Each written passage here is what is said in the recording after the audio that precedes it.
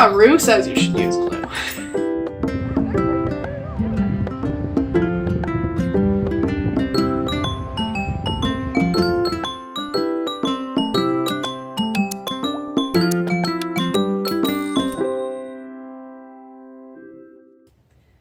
Welcome to Mocha Create at Home! My name is Taylor and I am an educator at Mocha, and this is my cat, Rue.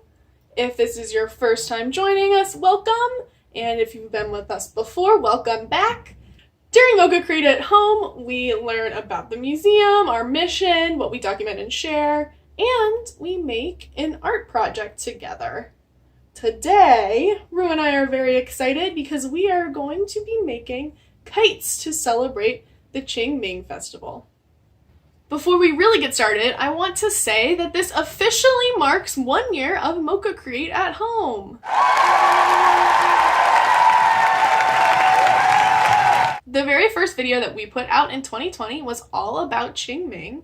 We talked about remembering our ancestors, which is an important part of the festival, and we made cloud clay, which we used to create Qingming picnic scenes.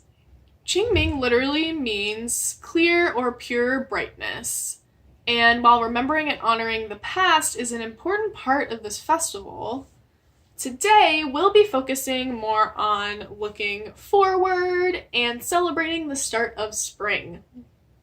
This year, Qingming is on Sunday, April 4th. During the festival, which this year takes place in China from the 3rd to the 5th, families go to cemeteries to visit loved ones who have passed away.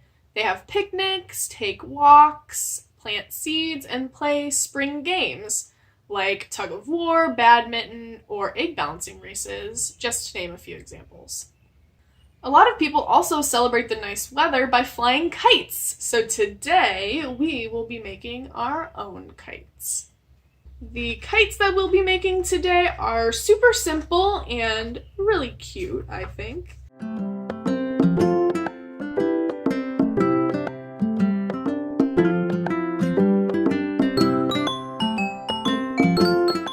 To start your kites, you first need to take a piece of paper and you're going to fold it like a hamburger, not like a hot dog. You want to fold it like a hamburger. And once you've done that, I next would recommend that you decorate it because it's going to be a lot easier to decorate it while you can still keep your paper flat. Now, as you can tell, the inside part of the folded paper, the inside, is going to be the top of your kite, and the underneath part is going to be the outside of the fold. You might want to consider which side you're decorating if you're thinking about what it's going to look like when you're looking up at your kite.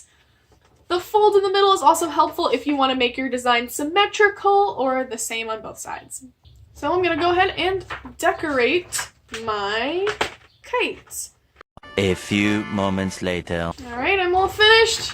I just did some zigzags on one side, and then on the other side, the side that will be on the bottom of my kite, I drew some clouds. So I thought that would be cute and funny, sort of like a camouflage when you look up at it. Next, you want to take your folded paper and bend your corners down. Now, when I say bend, I just mean bend. You don't want to fold them. We don't want a hard edge like we have here. We want it to be nice and round. Ooh, look at that zigzag, kind of cool. Now, this is where you have some options depending on what type of supplies you have at home. If you have a stapler, you can go ahead and just staple your wings down, staple these corners down. You want them to match up at the same point, so you'll just need to staple once. It will go through both corners. If you have tape, you could do that. You could even try glue.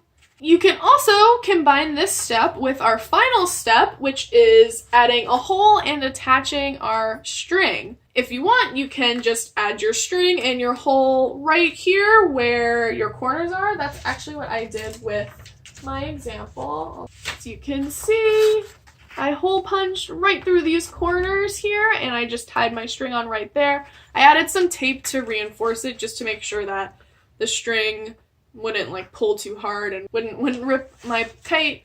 Depending on where you decide to have these corners meet, maybe up here, maybe you want to try it a little bit further back. You've got options. That's going to affect how your plane flies. Same thing goes with where you put your string. So you could even try making a few different versions of your kite with the corners in different places, or with the string attached in different places, maybe with your corners, away from your corners. And you can test all of those different versions out and see how they fly differently, if one you think flies better than the other, and just experiment a little bit. I am going to just go ahead and attach my string and my corners all at once because I think it's the simplest option, just one step. So I'm gonna hole punch. You can see I hole punch right through the corners and through the middle there. And now I'll just need to take my string, thread it through here, thread it through that hole, and tie it off. I recommend that you knot it several times. So, ta-da! You can see that the string is through the hole, attached. Last thing we need to do is make sure we have a long enough string that we can actually fly our kite. And then this is where we use our stick. I have a chopstick. We're gonna just tie the opposite end onto our stick. Again, I'm gonna recommend that you knot it several times to be secure. I am gonna reinforce this with some tape, and our final step, we wanna just loop or spool on this string so that we don't just have a huge long kite string trailing along. Keep everything together a little bit easier. Here we go. If you have another supply that you would like to use on your kite, you can go ahead and add that in this very final stage. Now, if you are going to add any other extra supplies, I want you to keep in mind that your kite still needs to be able to fly, which means that it cannot be too heavy. So you want to add only lightweight supplies, maybe if you have feathers or streamers, maybe some glitter might work. And that is it. We are finished with our kites. We're ready to take our kites to the park, to our backyards, and test them out and celebrate Qingming. Thank you so much for joining me and Rue today for Mocha Create at Home. We'd love to see and hear about the kites that you made. We'd love to know about the colors and the design you used, and if you put it together in a certain way that changed the way that it flew. Thanks again, happy Qingming, and we'll see you next time.